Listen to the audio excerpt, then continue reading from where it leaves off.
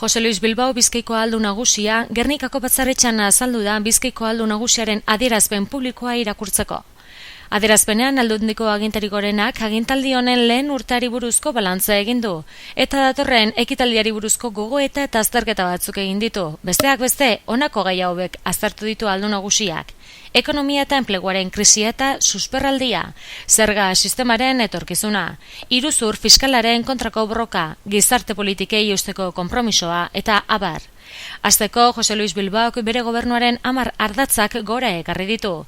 Ideia horiek dira 2011-2015 aldirako ildo nagusiak: akordioak, enplegua, jarduera ekonomikoa sortzea, ezagutza, teknologia eta berrikuntza, inbertsio publikoa, iruzurraren aurkako borroka, herritarren parte hartzea, doitasuna, solidaritatea eta zintzotasuna, eta gardentasuna.